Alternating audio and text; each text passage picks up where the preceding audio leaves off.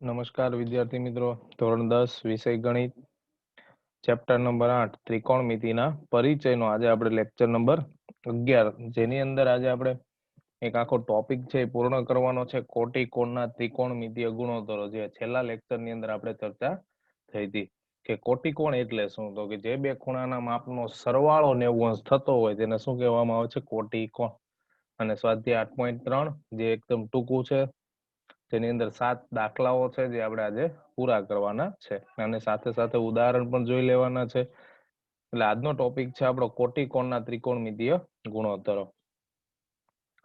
તો કોટિકોણના ત્રિકોણમિતીય ગુણોત્તરો છે એના વિશે આપણે અહીંયા અભ્યાસ કરવાનો છે આજના ટોપિકની અંદર. તો સૌપ્રથમ આપણને કોટિકોણ એટલે શું એની સમજ હોવી જોઈએ, અને જે લગભગ તમને ખ્યાલ જ હશે કોટિકોણ એટલે શું.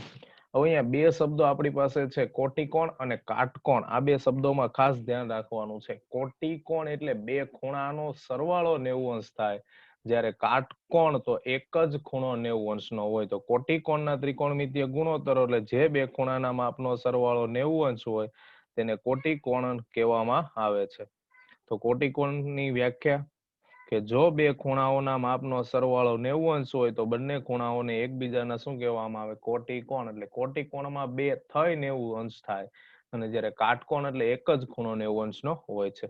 જે કોટિકોણના ખૂણા હોય છે, કોટિકોણની જે જોડ હોય છે, એ બંને ખૂણાઓ હંમેશા કેવા હોય છે મિત્રો? લઘુકોણ હોય છે. યાદ રાખજો કે કોટિકોણ જે છે, કાટકોણ ત્રિકોણમાં કોટિકોણ જે છે એ હંમેશા બંને ખૂણાઓ કેવા હોય છે? લઘુકોણ. હવે આપણી પાસે થોડા અગત્યના મુદ્દાઓ છે. યાદ રાખજો, કોટિકોણ એટલે બંને ખૂણાનો સરવાળો 90 અંશ થાય. તો જો 90 માંથી તમે એને બાદ કરો છો એટલે સાઈન હોય તો એનું શું થઈ જાય છે? કોસ. તમારે માત્ર આટલું જ યાદ રાખવાનું છે, કારણ કે દાખલા જયારે સમજીશું ત્યારે વધારે ચર્ચા કરીશું. અત્યારે તમારે યાદ રાખવાનું કે જો સાઈન ને કોટિકોણમાં ફેરવો તો કોસ થઈ જાય. તો એવી જ રીતે જો કોસ ને કોટિકોણમાં ફેરવો, 90 માંથી બાદ કરશો એટલે કોટિકોણ બનશે, તો એવું થઈ જાય છે સાઈન. યાદ રાખજો, સાઈન હોય તો કોસ અને કોસ હોય તો સાઈન.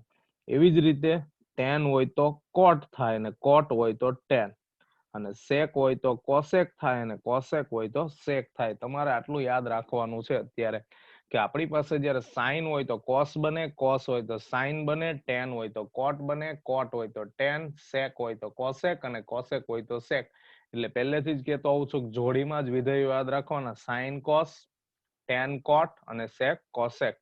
સાઈન કોસ, ટેન કોટ, સેક અને કોસેક. આ વિધેય એકબીજામાં રૂપાંતર થાય છે. તો કોટિકોણની જોડ રચતા બંને ખૂણા હંમેશા લઘુકોણ હોય છે, જે આપણે અહીંયા વાત કરી છે. તેથી ઉપરોક્ત બધા જ પરિણામો કોઈ પણ લઘુકોણ માટે સત્ય છે. એટલે લઘુકોણ ખૂણો હોય ત્યારે સત્ય છે. હવે અહીંયા તમે a બરાબર 100 અંશ લઈ લો તો 100 એટલે ગુરુકોણ થઈ જાય, અને ગુરુકોણ માટે શક્ય નથી, કારણ કે 90 માઇનસ 100 કરો -10 આવે તો આ વિધાન કેવું ગણાય છે? ખોટું. કારણ કે ખૂણો છે કોઈ દિવસ માઇનસમાં દર્શાવાતો નથી. તો આ આપણે યાદ રાખવાનું છે. જે મેં કીધું, જોડીમાં સાઈન નું કોસમાં રૂપાંતર થાય તો કોસ નું સાઈનમાં રૂપાંતર થાય. એવી રીતે ટેન નું કોટમાં રૂપાંતર થાય તો કોટ નું ટેનમાં, સેક નું કોસેકમાં તો કોસેક નું સેકમાં રૂપાંતર થશે. આટલું જ યાદ રાખવાનું છે. હવે આગળ વધીએ તો આપણે ઉદાહરણ તરફ આગળ વધીએ અને દાખલાઓની ગણતરી શરૂ કરીએ. તો આજનું આપણું ઉદાહરણ નંબર 9, જેમાં કિંમત મેળવવાની છે. તો અહીંયા તમારી પાસે રકમમાં કીધું છે tan 65 અંશ છેદમાં cot 25 અંશ. હવે અહીંયા એક વસ્તુ તમારે યાદ રાખી લેવાની છે કે જ્યારે તમને વિધેયો આપેલા હોય તો અહીંયા મોટા ભાગના વિધેયો જોડીમાં જ હશે. જે હમણાં વાત કરી કે સાઈન હોય તો એની સાથે કોસ હશે, પછી ટેન હોય તો એની સાથે કોટ હશે, જેમ રકમમાં તમે જુઓ છો, અને સેક હશે તો એની સાથે કોસેક હશે. તો અહીંયા tan 65 છેદમાં cot 25 અંશ છે. હવે આ બંને વિધેયોનું આપણે કેવી રીતે સાદુરૂપ આપવું?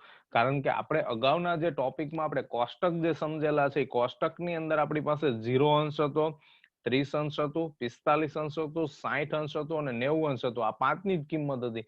આપણી પાસે 65 અંશ અને 25 અંશની કોઈ કિંમત આપણી પાસે છે નહીં. તો આની ગણતરી કેવી રીતે કરવી? જો અહીંયા tan 60 હોત તો આપણે કિંમત મૂકી દે કે ભાઈ વર્ગમૂળમાં 3 કિંમત મૂકી દેવાય, પણ અહીંયા tan 65 આપ્યા છે તો એની કોઈ કિંમત આપણી પાસે નથી. એટલે આવા પ્રશ્નોમાં કોટિકોણનો ઉપયોગ કરવાનો. કોટિકોણ એટલે 90 અંશમાંથી બાદ કરવાનું.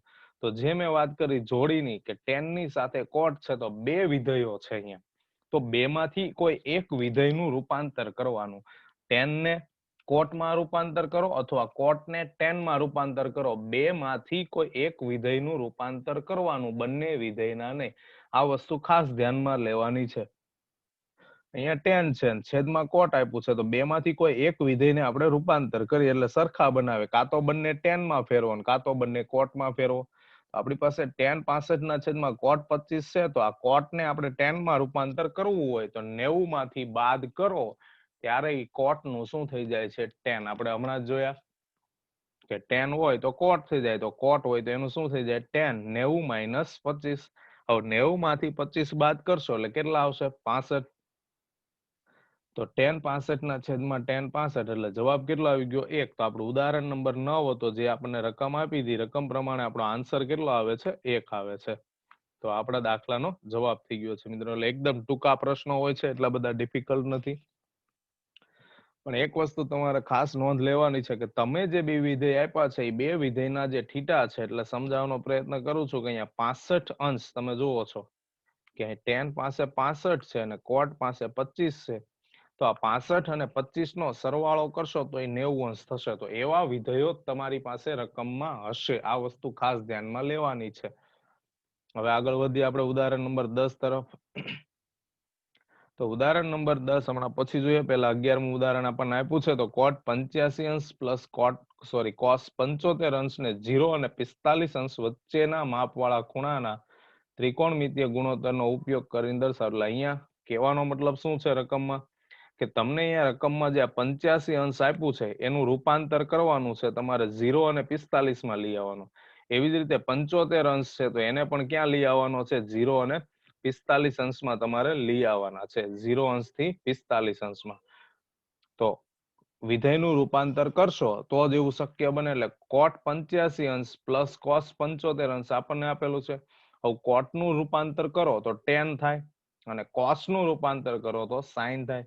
કારણ કે આપણે અહીંયા બંને વિધેયોના રૂપાંતર કરવા પડશે, કારણ કે બંનેના થીટા લઘુકોણ છે. 85 અને 75 છે એ 45 કરતા મોટા છે, જ્યારે આપણને કોની વચ્ચે લાવવાના કીધા છે? 0 થી 45 અંશની વચ્ચે લાવવાના છે. તો cot ને આપણે tan માં રૂપાંતર કરી દઈએ અને cos ને sin માં.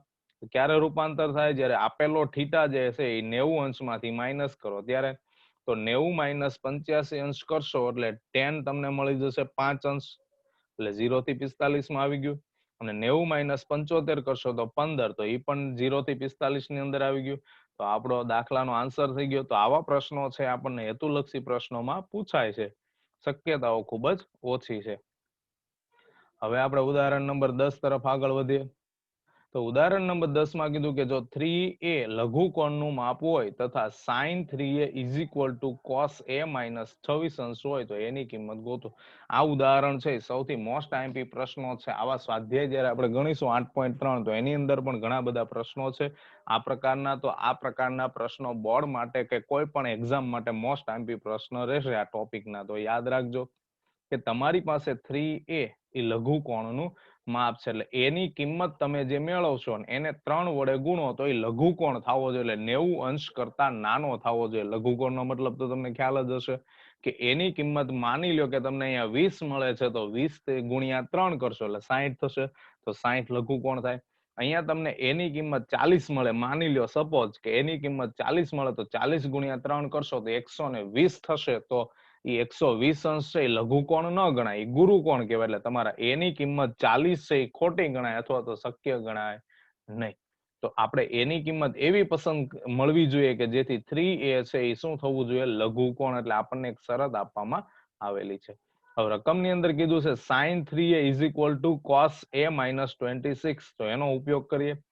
હવે આપણે અહીંયા એની કિંમત ગોતવાની છે. એ એટલે આપણને જે લઘુકોણ તરીકે થીટા તરીકે જે આપેલો છે, અહીંયા 3a આપેલો છે અને અહીંયા આપેલું છે a minus 26 અંશ.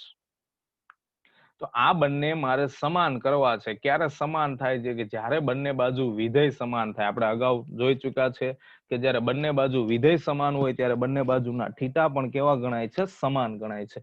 તો આ બે માંથી કોઈ એકને બદલીએ. કાં તો sin ને cos માં રૂપાંતર કરો, કાં તો cos ને sin માં રૂપાંતર કરો. અને જે મેં વાત કરી તમને કે તમારી પાસે વિધેયો હંમેશા જોડીમાં જશે, આ વસ્તુ તમારે યાદ રાખવાની રહેશે. તો સાઈન નું આપણે કોસ માં રૂપાંતર કરી દઈએ, આને એમનેમ રહેવા દઈએ. તો cos 90 - 3a is equal to cos a - 26 અંશ થાય.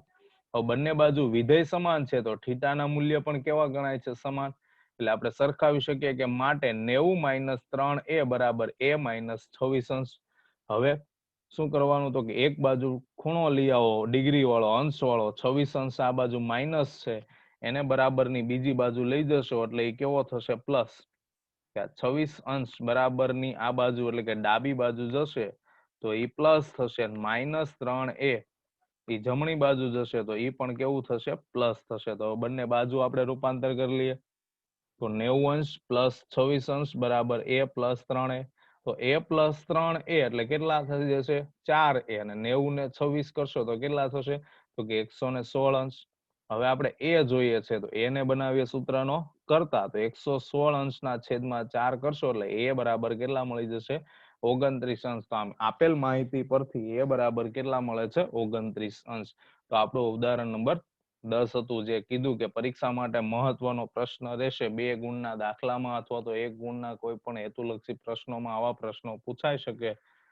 તો આને યાદ રાખવાનું છે તમારે કે 3a લઘુકોણ. હવે અહીંયા a બરાબર 29 છે તો તમે જયારે કિંમત મૂકશો a બરાબર 29, તો 29 ગુણ્યા 7 તમે કરશો એટલે 87 મળશે. અને 87 એટલે 90 અંશ કરતા નાનું થાય. તો આપણે એની કિંમત છે એ સાચી ગણાય છે. તો અહીંયા એક જ સીધું સિમ્પલ મેથડ યાદ રાખવાની છે તમારે કે તમારી પાસે જે રકમ તમને આપવામાં આવેલી છે એમાં બંને બાજુ વિધેય સમાન કરવાના કે જેથી કરી થીટા લઘુકોણ છે, ખૂણાઓ એ સમાન થાય. ને એને એમાંથી a આપેલો હોય કે b આપેલો હોય, જે પણ ખૂણો આપેલો હોય એને સૂત્રનો કરતા બનાવી દેશો એટલે તમને આન્સર મળી જશે. એટલે એકદમ ઈઝી પ્રશ્નો આપણને આપેલા છે. હવે આપણે સ્વાધ્યાય તરફ આગળ વધીએ. તો આપણે સ્વાધ્યાય 8.3 8.2 સુધી તો આપણે પૂર્ણ કરી દીધું છે. હવે 8.3 નો પ્રશ્ન પહેલો, કિંમત મેળવો. એમાં પહેલો દાખલો, sin 18 અંશ છેદમાં cos 72 અંશ. તો હમણાં ઉદાહરણ જોયું એ જ પ્રમાણે કે તમારી પાસે sin 18 અંશ અને cos 72 અંશ છે તો જેમ કીધું કે બંને જોડીમાં જશે. કાં તો sin બદલો કાં તો cos અંશ બદલો, બે માંથી કોઈ પણ એક થીટા બદલી નાખીએ. તો sin 18 છેદમાં sin 90 - 72, 90 માંથી બાદ કરો એટલે cos નું શું થઈ જાય? sin. 90 - 72 અંશ કરશો એટલે કેટલા થશે? 18 અંશ. એટલે sin 18 અંશ છેદમાં sin 18 અંશ એટલે sin 18 અંશ છેદમાં sin 18 અંશ દૂર થઈ જાય એટલે કેટલા વધે? 1. ત્યારબાદ બીજો પ્રશ્ન જોઈએ, સિમ્પલ પ્રશ્નો જ છે. હવે અહીંયા પણ તમે જુઓ tan અને cot જોડીમાં જ છે, બે માંથી કોઈ પણ એક વિધેય બદલો. કાં તો અંશમાં પણ બદલી શકો અને છેદમાં પણ બદલી શકો. તો આપણે છેદમાં cot ને tan માં રૂપાંતર કર્યું. 90 અંશ - 64. તમે જોશો ને તો એ બધા જોડીમાં જ હોય. 64 અને 26 નો સરવાળો કરો તો 90 થાય, 72 અને 18 નો સરવાળો કરો તો 90 થાય. એવા જ વિધેયો તમને રકમની અંદર આપેલા હોય છે. તો 90 અંશ - 64 અંશ કરશો એટલે 26 અંશ. તો tan 26 અંશના છેદમાં tan 26 અંશ દૂર થઈ જાય એટલે કેટલા મળે છે? 1. હવે ત્યાર પછી આગળ વધીએ ત્રીજા પ્રશ્ન તરફ. cos 48 અંશ - sin 42 અંશ. તો અહીંયા પણ જો cos અને sin 48 અને 42 નો સરવાળો કરો તો એ પણ કેટલો થશે? 90 અંશ. તો કાં તો cos ને sin માં રૂપાંતર કરો કાં તો sin ને cos માં રૂપાંતર કરો. તો આપણે cos ને શેમાં રૂપાંતર કર્યું છે? sin માં. તમે કોઈ પણ બે માંથી કોઈ પણ એક વિધેય બદલી શકો છો. તો 90 અંશ - 48 અંશ કરીએ એટલે કેટલા આવશે? 42 અંશ. તો sin 42 - sin 42 એટલે શું આવે? 0. જે હું તમને વારંવાર કહું છું કે જયારે ગુણાકાર ભાગાકારમાં પદ દૂર થાય ત્યારે 1 આવે, જયારે સરવાળા બાદબાકીમાં પદ દૂર થાય એટલે આન્સર આવે 0. ચોથો દાખલો જોઈએ. એમાં કોસેક અને સેક એ પણ જોડીમાં જ છે. તો કાં તો કોસેક બદલો કાં તો સેક ને રૂપાંતર કરો. તો આપણે કોસેક નું સેક માં રૂપાંતર કર્યું. ક્યારે રૂપાંતર થાય? 90 માંથી માઇનસ કરો ત્યારે. તો 90 - 31 એટલે sec 59 - sec 59. તો એમનો આન્સર પણ કેટલો મળી ગયો છે આપણને? 0 મળ્યો છે. તો આ રીતના પ્રશ્નો હોય છે. અહીંયા સીધા અને સિમ્પલ પ્રશ્નો આપેલા જ આપણને છે કે તમારી પાસે જે બે વિધેયોની જોડીઓ તમને યાદ રાખવાની કીધી, sin હોય તો cos થાય, cos હોય તો sin. એટલે sin અને cos ની જોડી બને. tan નું cot માં રૂપાંતર થાય, cot નું tan માં રૂપાંતર થાય એટલે tan અને cot જોડીમાં બને. એવી જ રીતે sec નું cosec માં, cosec નું sec માં, તો sec અને cosec જોડીમાં બને છે. હવે પ્રશ્ન નંબર 2, જેમાં આપણને સાબિત કરવાના બે દાખલાઓ આપેલા છે. જેમાંનો પહેલો પ્રશ્ન, કે tan 48, tan 23, tan 42, tan 67 બરાબર કેટલા છે? 1 લાવવાના છે. તો બધા વિધેય સરખા છે અહીંયા. તો બધા વિધેય જ્યારે સરખા, અહીંયા તો તમને મેં જોડીની વાત કરી તો બધું ઓકે હતું, પણ અહીંયા તો બધા વિધેય સમાન છે. તો હવે શું કરવાનું? તો એક વસ્તુ યાદ રાખવાની કે તમારી પાસે 48 અંશ અહીંયા આપ્યા છે, તો એમાં આમાંથી કોણ ઉમેરો તો 90 અંશ થાય. તો તમને ખબર હોવી જોઈએ કે એમાં હું 42 અંશ ઉમેરીશ એટલે કેટલા થઈ જાય? 90. તો એનો મતલબ એવો થયો કે tan 48 અને tan 42 જોડીમાં બન્યા. ત્યાર પછી તમારી પાસે છે 23 અંશ અને 67 અંશ, ઈ બંને જોડીમાં બને છે. 23 અંશ અને 67 અંશ ઈ બંને જોડીમાં બને છે. તો ઈ બંનેને સાથે રાખવાના છે. એટલે અહીંયા તમારી પાસે 4 જે તમને આપેલા છે, અહીંયા તમે જુઓ છો કે તમારી પાસે કેટલા વિધેયો છે? 4. અને 4 એ 4 tan માં છે. તો એમાં પહેલા 2 ના ભાગ અને પછીના 2, એટલે કે કાં તો પહેલા 2 વિધેય બદલો કાં તો છેલ્લા 2 વિધેય બદલો. પણ પહેલા જે મેં તમને કીધું કે 90 સરવાળો થાય એવા વિધેયો તમારે જોઈ લેવાના છે. તો હવે આપણે આ પહેલા 2 વિધેયોને અને પછીના 2 વિધેયો છે એમાંથી કોઈ પણ એક જોડીને બદલીએ. તો તમારી પાસે શરૂઆતના 2 વિધેયો છે એને આપણે એમનેમ રહેવા દઈશું, અને પાછળના 2 વિધેયો છે tan હોય તો શેમાં રૂપાંતર થઈ જાય છે? cotમાં. તો તમે જુઓ છો ડાબી બાજુ લઈએ છે tan 48 અંશ, tan 23 અંશ, પછી તમારી પાસે છે tan 42 અંશ, tan 67 અંશ. એમાંથી આપણે આગળના 2 વિધેયો છે 48 અને 23 એમનેમ જ છે. પાછળના 2 વિધેયો tan છે એને શેમાં રૂપાંતર કરી દીધું છે? cotમાં. તો cot 90 - 42 એટલે cot 48 થાય, અને 90 - 67 એટલે cot 23 અંશ થાય. હવે અહીંયા તમારી પાસે tan અને cotમાં બધા જ વિધેયો છે. તમે જુઓ છો કે tan 48 અને cot 48 થીટા કેવો છે? લઘુકોણ બંનેનો સમાન. tan 48 અને cot 48 બંનેના લઘુકોણ જે થીટા છે એ કેવા છે? સમાન. પછી tan 23 અને cot 23 એમાં પણ લઘુકોણ જે થીટા છે એ કેવા છે? સમાન છે. હવે આપણને જે શરૂઆતનું આપણે ચેપ્ટર જ્યારે શરૂ કર્યું હતું ત્યારે એક થિયરી આપણે શીખાતા વ્યસ્ત વિધેયો વાળી, એ તમને યાદ હોવી જોઈએ. એટલા માટે કહું છું કે પહેલેથી લઈને છેલ્લે સુધીની થિયરીઓ તમારી પાસે કમ્પ્લીટ હોવી જોઈએ. તો અહીંયા tan 48 into cot 48 અને tan 23 into cot 23, તો એમનો ગુણાકાર કેટલો થશે? 1 થશે. એટલે જો અહીંયા તમે tan 48 into cot 48, કારણ કે tan નું વ્યસ્ત cot છે અને વ્યસ્તનો ગુણાકાર હંમેશા 1 થાય આવું આપણે શીખી ગયા છીએ કે વ્યસ્ત સંખ્યાઓ હોય, વ્યસ્ત પદ આપેલા હોય, વ્યસ્ત વિધેયો હોય, એમનો ગુણાકાર હંમેશા કેટલો થાય? 1. એટલે tan અને cot નો ગુણાકાર 1 થાય, એમ અહીંયા પણ tan અને cot નો ગુણાકાર 1 થાય. હવે અહીંયા તમે જોશો કે આ 48 સાથે એમ કે કોઈ એમ કે સાહેબ આ 23 લઈએ, તો એ શક્ય નથી કારણ કે બંનેના થીટા જુદા જુદા આપ્યા છે. એટલે tan into cot 1, tan into cot 1, 1 into 1 એટલે કેટલા થશે? 1. એટલે કે જમણી બાજુ મળી ગઈ. આમ ડાબા બરાબર જબા માટે આપેલું જે છે એ સાબિત થાય. tan 48, tan 23, tan 42, tan 67 બરાબર 1. એટલે આવા પ્રશ્નો છે આપણને એક્ઝામ ની અંદર પૂછાતા હોય છે. તો આપણને ખ્યાલ હોવો જોઈએ અહીંયા 4 વિધેયો આપ્યા છે, કદાચ 5 વિધેયો આપ્યા હોય તો એમાં એક વિધેય છે એની કિંમત તમને કોષ્ટક જે આપણે આગળ શીખી ગયા, એટલે માની લ્યો કે આ 4 છે એની વચ્ચે અહીંયા tan 30 આપ્યું હોય અથવા અહીંયા tan 60 આપ્યું હોય, તો એની કિંમત આપણને ખબર છે, તો એ કિંમતનો આપણે ઉપયોગ કરી શકીએ. એવા પણ પ્રશ્નો હોઈ શકે છે. હવે આગળ વધીએ આપણે બીજા દાખલા તરફ. અહીંયા cos 38 cos 52 minus sin 38 sin 52 બરાબર 0. તો ડાબી બાજુ લઈને એને સાબિત કરીએ. તો 38 અને 52 નો સરવાળો 90 અંશ થાય, પણ બંને cos છે. અહીંયા પણ 38 અને 52 નો સરવાળો 90 અંશ થાય, પણ બંને sin છે. તો આ પ્રશ્ન ઘણી બધી રીતે ગણી શકાય. કાં તો cos ને sin માં ફેરવો, કાં તો આ બંને sin ને cos માં ફેરવો, કાં તો બંને બાજુથી એક એક વિધેય બદલો. ઘણી બધી રીતે પ્રશ્ન શક્ય છે. તમે તમારી જાતે કોઈ પણ રીતે ગણી શકો છો.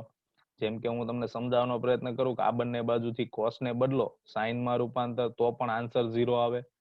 sin બંને છે અને બંનેને cos માં રૂપાંતર કરો તો પણ આન્સર 0 આવે. અથવા તો આ બાજુ cos 38 છે એને રૂપાંતર કરો અને આ બાજુથી sin 38 ને રૂપાંતર કરો તો પણ આન્સર મળે. આ બાજુ cos 52 ને ફેરવો અને આ બાજુથી sin 52 ને ફેરવો, એટલે બંને બાજુથી કાં તો એક એક વિધેય બદલો અને કાં તો એક બાજુથી બંને વિધેય બદલો તો પણ તમને આન્સર 0 જ મળશે. ટ્રાય કરજો. આપણે ગણવાનો પ્રયત્ન કરીએ અહીંયા. કે આપણી પાસે આજે cos 38 cos 52 છે એમનેમ છે, પછી અહીંયાથી આપણે sin ને શેમાં રૂપાંતર કરી દીધું cos માં, તો 90 - 38 કરો એટલે 52 ને 52 બાદ કરો તો 38. હવે આજે આગળ લખ્યું છે એ પ્રમાણે લખીએ, અથવા તો તમે અહીંયાથી પણ કહી શકો કે આ બંને પદ દૂર થઈ જાય, જેમ અહીંયા 5 - 5 તો 0 આવે, પણ અહીંયા આપણે એક પદ વધારે લખીએ એટલે બંને પદ વચ્ચે માઇનસ છે, જ્યારે બંને પદ માઇનસમાં પ્લસમાં દૂર થતા હોય એટલે આન્સર શું આવે 0, એટલે જમણી બાજુ મળી ગઈ. આમ ડાબા બરાબર જબા માટે આપેલું જે છે એ સાબિત થાય છે. તો અહીંયા પણ સીધી અને સિમ્પલ મેથડ હતી, જે મેં કીધું કે ઘણી બધી રીતે પ્રશ્ન ગણી શકો.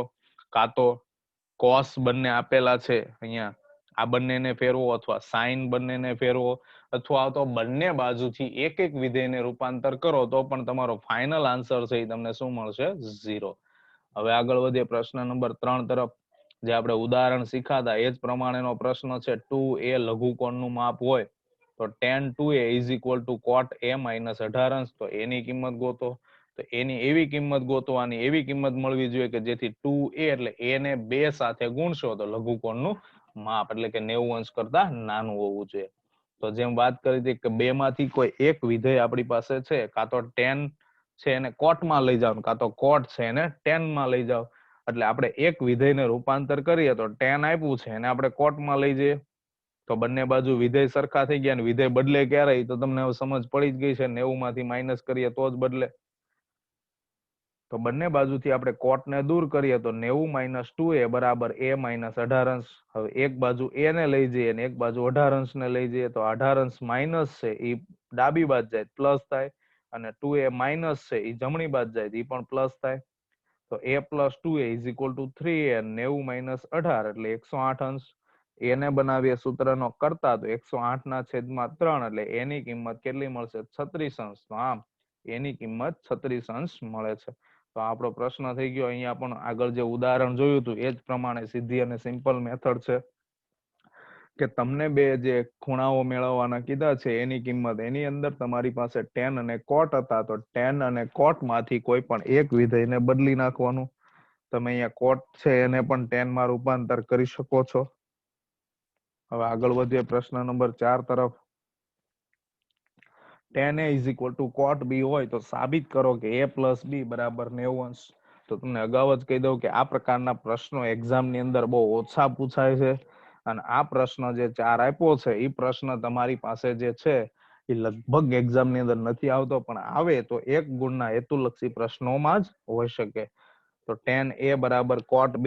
તો અહીંયા પણ એક કામ કરવાનું કે બે માંથી એક વિધેય બદલી નાખો, tan બદલો અથવા તો cot બદલો. તો આપણે cot ને tan માં રૂપાંતર કર્યું 90 - b. તો બંને બાજુ વિધેય સમાન છે એટલે થીટાના મૂલ્ય પણ કેવા થઈ ગયા સમાન. તો a બરાબર 90 - b. હવે માઇનસ બી બરાબર ની બીજી બાજુ જશે એટલે કે ડાબી બાજુ જશે તો માઇનસ છે તો કેવું થઈ જશે એ પ્લસ થઈ જાય, એટલે a + b બરાબર 90 અંશ. તો આપણને જે માંગ્યું હતું એ તો સાબિત થઈ જ ગયું છે. અહીંયા a + b બરાબર કેટલા મળ્યા છે 90 અંશ. તો એકદમ સીધું અને સિમ્પલ હતું કે તમને જે આપ્યું હતું tan a બરાબર cot b, તો બંનેમાંથી કોઈ એક વિધેય તમારે રૂપાંતર કરી નાખવાનું હતું ને એના આધારે દાખલાની ગણતરી કરવાની. તો આમ જે માંગ્યું હતું એ આપણે સાબિત કરી દીધું છે. હવે પ્રશ્ન નંબર 5 જોઈએ. જે હમણાં અગાઉ આપણે ઉદાહરણ અને એક પ્રશ્ન નંબર 3 જોયું એ જ પ્રમાણે 4a લઘુકોણ છે, sec અને cosec આપ્યા છે. તો કાં તો sec ને cosec માં, કાં તો cosec ને sec માં રૂપાંતર કરો. તો આપણે sec ને શેમાં રૂપાંતર કરશું cosec માં. તો cosec 90 - 4a બરાબર cosec a - 20. બંને બાજુ વિધેય સરખા તો થીટા પણ સરખા. હવે આ બાજુ -4a જમણી બાજુ જાય પ્લસ થાય, અને -20 અંશ ડાબી બાજુ જાય તો એ પણ પ્લસ થાય. તો 90 + 20 એટલે 110 અંશ. a + 4a એટલે 5a. એને બનાવીએ સૂત્રનો કરતા તો 110 અંશ છેદમાં 5 એટલે a બરાબર 22 અંશ. તો એની કિંમત કેટલી મળી ગઈ 22 અંશ. તો આ જે પ્રકારના પ્રશ્ન એક ઉદાહરણમાં જોયું, એક પ્રશ્ન નંબર 3 હતો, અને આ પ્રશ્ન નંબર 5 આપણી પાસે છે. આ પ્રશ્નો મોસ્ટ આઈએમપી પ્રશ્નો ગણાય. આવા પ્રશ્નો એક્ઝામ ની અંદર આવે. હવે પ્રશ્ન નંબર 7 જોઈએ. છઠ્ઠો પ્રશ્ન થોડો મોટો છે એટલે પછી જોઈએ હમણાં. પ્રશ્ન નંબર 7 ની રકમમાં sin 67 અને cos 75 અંશને 0 થી 45 અંશ વચ્ચે ફેરવવાનું છે. તો આ ઉદાહરણમાં જોઈ લીધું આપણે, છેલ્લું ઉદાહરણ જોયું હતું કે sin અને cos આપ્યા છે, બંનેને ફેરવી નાખો, sin નું cos થઈ જાય, cos નું sin થઈ જાય, 90 માંથી માઇનસ કરી દો. તો 90 માઇનસ 67 કરો એટલે 23 થાય, 90 માઇનસ 75 અંશ કરો એટલે 15 અંશ થઈ ગયા. તો આ 23 અને 15 અંશ એટલે 0 અને 45 અંશની વચ્ચે મળી ગયા. તો આ તો સીધું અને સિમ્પલ જ હતું. હવે પ્રશ્ન નંબર 6 છે, એ મહત્વનો પ્રશ્ન રહેશે, કારણ કે એવા પ્રશ્નો પણ બોર્ડની એક્ઝામમાં આવી શકે છે. એટલે આમાંથી આપણે જોઈએ તો કેવું પૂછાઈ શકે, તો એક તો સાબિત કરોના પ્રશ્નો જોયા તે, પછી આપણે જે ઉદાહરણ પ્રશ્ન નંબર 3 અને પ્રશ્ન નંબર 5 ની અંદર એક સમાન પ્રશ્નો હતા લઘુકોણ વાળા, એ પણ આવી શકે. અને આ પ્રશ્ન નંબર 6 જે છે એવા પ્રશ્નો પણ એક્ઝામની અંદર હોઈ શકે કે જો A, B અને C ત્રિકોણ ABC ના ખૂણા હોય તો સાબિત કરો કે sin B plus C upon 2 is equal to cos A upon 2. તો A, B, C એટલે એ ખૂણા દર્શાવેલા છે. આપણે અહીંયા જે અગાઉ જ વાત કરી કે ખૂણાનો સંકેત કરવાની કોઈ જરૂર નથી. તો ત્રિકોણ ABC ના ખૂણા છે, તો ત્રણેય ખૂણાનો સરવાળો 180 અંશ થાય. તો એમાં આપણી પાસે હવે કોઈ માપ નથી, કોઈ મૂલ્ય નથી, કોને 90 અંશનો કીધો છે કે એવી કોઈ વાત અહીંયા છે નહીં. તો હવે શું કરવાનું છે, એક વસ્તુ અહીંયા સીધું અને સિમ્પલ કે જે રકમની અંદર તમને આપવામાં આવ્યું છે એ રકમના બેઝ ઉપર તમારે કામ કરવાનું છે. તો અહીંયા તમને હું સમજાવવાનો પ્રયત્ન કરું છું કે તમારી પાસે B plus C છેદમાં 2 જે આપ્યા છે એને ધ્યાનમાં લ્યો, અને આ બાજુ A ના છેદમાં 2 આપ્યા છે એને ધ્યાનમાં લ્યો. હવે અહીંયા ખાસ સમજવાનો પ્રયત્ન કરજો કે B અને C જોડીમાં છે, A એકલો છે. તો B અને C ને સાથે રાખીએ અને એને બરાબરની જમણી બાજુ લઈ જઈએ એટલે એ કેવું થઈ જશે, માઇનસ. એટલે હવે જે ગોઠવણી કરીએ છે એ આના બેઝ ઉપર થશે, એટલે રકમ અહીંયા ફેરફાર થઈ શકે. B plus C છે એની જગ્યાએ તમને A plus B પણ આપી શકે, A plus C પણ આપી શકે. તો આ હવે ગોઠવણી જે અહીંયા કરવા જઈ રહ્યા છે એ તમારી જે રકમ છે એમાં જે સાબિત કરવાનું છે એના આધારે થાય કે એમાં જે પ્રકારે રકમની ગોઠવણી થાય છે એ પ્રકારે તમારે અહીંયા પણ રકમની ગોઠવણી કરવી પડે. તો B અને C સાથે છે તો એને સાથે રાખીએ અને એને બરાબરની બીજી બાજુ લઈ જાય એટલે માઇનસ થઈ જાય. માની લ્યો કે જો અહીંયા A અને B સાથે હોત તો A અને B ને સાથે રાખી અને C ને દૂર કરી દેત. એવી જ રીતે A અને C સાથે હોત તો B ને દૂર કરી દેત. એટલે ટૂંકમાં જે જોડીમાં છે, જે સાથે છે એને સાથે રાખીએ અને બાકીનાને બરાબરની બીજી બાજુ લઈ જઈએ. તો B plus C is equal to 180 minus A. હવે બધાના છેદમાં 2 છે, તમે જુઓ છો B plus C ના છેદમાં 2 છે ને A ના છેદમાં 2 છે. તો હવે અહીંયા શું કરવાનું, તો કે બંને બાજુ 2 વડે ભાંગવાનું. એવું આપણે કાર્ય કરીએ તો B plus C છેદમાં 2 અને 180 અંશ માઇનસ A છેદમાં 2. કારણ કે A ના છેદમાં 2 જોઈએ છે પણ ભાગાકાર કરો તો એ તો આખા પદનો જ ભાગાકાર થાય. હવે આ તો આપણે જોઈએ છે B plus C છેદમાં 2, તો એને એમ રહેવા દઈએ. અને આ 2 છે એનું છેદ વિભાજન કરીએ તો છેદ વિભાજનની ક્રિયા એટલે શું, તો કે અંશમાં જેટલા પદ આપ્યા હોય બધાના છેદમાં તમે પદ મૂકી દેશો અલગ અલગ, તો એને છેદ વિભાજનની ક્રિયા કહેવામાં આવે. એટલે 180 અંશના છેદમાં 2 માઇનસ A ના છેદમાં 2. તો તમે જુઓ છો અંશમાં 2 પદ આપ્યા હતા, બંને પદના છેદમાં 2 લખી દીધા છે. એટલે અહીંયા કઈ ક્રિયા કહેવાય છે, છેદ વિભાજનની. તો 180 અંશ ભાગ્યા 2 કરશો એટલે 90 અંશ થશે, માઇનસ A ના છેદમાં 2 અને B plus C છેદમાં 2 તો એમને જ છે. આને કહી દે પરિણામ નંબર 1. એટલે 180 ભાગ્યા 2 કર્યા એટલે કેટલા મળ્યા છે, 90 અંશ માઇનસ A ના છેદમાં 2. હવે આપણી પાસે જે સાબિત કરવાનું છે એની ડાબી બાજુ આપણે લઈએ તો ડાબી બાજુ આપણને આપ્યું છે sin B plus C છેદમાં 2. હવે પરિણામ 1 ના આધારે B plus C છેદમાં 2 છે એની જગ્યાએ શું લખાય, 90 માઇનસ A ના છેદમાં 2. તો 90 માંથી માઇનસ કરો એટલે સાઇન નું શું થઈ જાય છે, કોસ. તમને ખ્યાલ જ છે વિધેય રૂપાંતરમાં કે 90 માંથી માઇનસ થતું હોય તો સાઇન હોય તો કોસ થઈ જાય. તો કોસ A ના છેદમાં 2 એટલે જમણી બાજુ મળી ગઈ. તો આમ ડાબા બરાબર જબા અને માટે sin B plus C upon 2 is equal to cos A upon 2 સાબિત થાય. એટલે આપણને જે આપેલું છે અહીંયા સાબિત થાય છે. તો આ પણ પ્રશ્ન સીધો અને સિમ્પલ જ છે, કઈ એટલું બધું ડિફિકલ્ટ નથી. પણ એક્ઝામ ની અંદર આવા પ્રશ્નો આવે તો અહીંયા ગોઠવણી જે કરવાની છે એ સૌથી મહત્વની રહેશે. અને એ જે ગોઠવણી છે એ તમારા રકમના બેઝ ઉપર થશે. હજુ એકવાર કહી દઉં કે જે જોડીમાં છે ને જોડીમાં જ રાખો અને બાકીના પદને બરાબરની બીજી બાજુ લઈ જવાનું રહેશે. અને પછી ડાબી બાજુથી જમણી બાજુ એકદમ ઇઝીલી મળી જશે. સાઈન નું કોસ, કોસ નું સાઈન, ટેન નું કોટ, કોટ નું ટેન, સેક નું કોસેક અને કોસેક નું સેક માં રૂપાંતર થશે. તો આપણો આજનો જે ટોપિક હતો સ્વાધ્યાય 8.3 અહીંયા પૂર્ણ થાય છે. હવે આગળના લેક્ચર ની અંદર આપણે ઘણા બધા સૂત્રો જોવાના છે, નિત્ય સમો જોવાના છે. એ નિત્ય સમોના આધારે આપણે સાબિતીના પ્રશ્નો ગણવાના છે. એટલે હવે પછીના લેક્ચર ની અંદર આપણે સૌથી ડિફિકલ્ટ પ્રશ્નો આ ચેપ્ટરના ગણવા જઈ રહ્યા છીએ. તો આપણે નેક્સ્ટ લેક્ચર ની અંદર ફરી પાછા મળીશું. તો ત્યાં સુધી થેન્ક્સ, આભાર. જો વિડીયો ગમે તો મારી ચેનલને સબસ્ક્રાઇબ કરો, લાઈક કરો, વિડીયો વધુ ને વધુ શેર કરો. જય શ્રી કૃષ્ણ.